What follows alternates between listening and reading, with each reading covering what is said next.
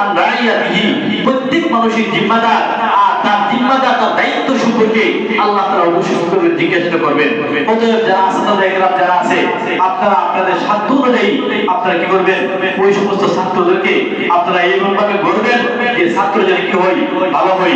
ছাত্রদেরকে কিভাবে পড়াইলে বা কিভাবে তাদেরকে আদব দিলে, কিভাবে তাদেরকে শিষ্টাচার শিক্ষা দিলে তাদের জন্য ভালো হয়, এটা হলো আপনাদের দায়িত্ব। অতএব মোহতারাম হাজিরিন, বোঝা গেল এখানের মধ্যে আর বিশেষ করে এখানের মধ্যে কমিটিতে যারা আছে অবশ্যই তাদেরও দায়িত্ব মাঝে মাঝে মাদ্রাসার খেদমত করা, মাদ্রাসার দেখশন করা। কারণ মোহতারাম হাজিরিন, আল্লাহ রাসূল সাল্লাল্লাহু আলাইহি ওয়াসাল্লাম বলেছেন, ইযা মাতাল ইনসান ইনকাতা আনহু আমালুহু ইল্লা মিন সালাস, ইল্লা মিন সাদাকাতিন জারিয়া আও ইলমিন ইউনতাফাউ বিহি আও ওয়ালাদিন সালিহিন ইয়াদউ লাহু। মানুষ মারা যাওয়ার পরে তার সব আমল বন্ধ হয়ে যাবে, এর মধ্যে থেকে একটা আমল হলো সদকায়ে জারিয়া। একটা আমল হলো কি? সদকায়ে জারিয়া নামক আমল বাকি থাকবে। হ্যাঁ, বাকি থাকবে। আপনি কবরে বসে বসে আপনি এই সদকায়ে জারিয়ার আমলের আপনি সওয়াব পেতে থাকবেন।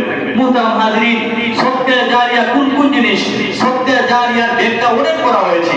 এর মধ্য থেকে একটা হলো সদকায়ে জারিয়া হলো এই মসজিদ নির্মাণ করা। মসজিদ কি করা? নির্মাণ করা। আজকে যে মসজিদে আমরা বসলাম, এই মসজিদ যেমন করে নির্মাণ করতে গিয়ে এমন তো হয় না একজন দুইজনের টাকা দেওয়া হয় নাই, অনেক মানুষের অনুদানের মাধ্যমে এই মসজিদটা হয়েছে। আজকে যারা অন্ধকার কবরে চলে গেছে তারা কিন্তু সদকায়ে জারিয়া তারা সব পাইবো। মুহতারাম হাজিরিন, এখানের মধ্যে বলা হয়েছে এই হাদিসের ব্যাখ্যায় যে সদকায়ে জারিয়ার জন্য পুরো মসজিদটা বানায় দেওয়া, যেমন না কেউ যদি তার সাধ্য অনুযায়ী মসজিদে একটা ইট দিল, এটাও সদকায়ে জারিয়ার অন্তর্ভুক্ত।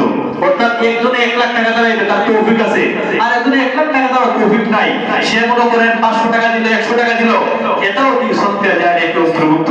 অতএব বোঝা গেল এই মসজিদ নির্মাণ করা এটা হলো সদকায়ে জারিয়া। আল্লাহ রাসূল সাল্লাল্লাহু আলাইহি ওয়াসাল্লাম বলেন, মান বানা লিল্লাহি মাসজিদান বানাল্লাহু লাহু বাইতান ফিল জান্নাহ। যদি কেউ দুনিয়াতে আল্লাহর জন্য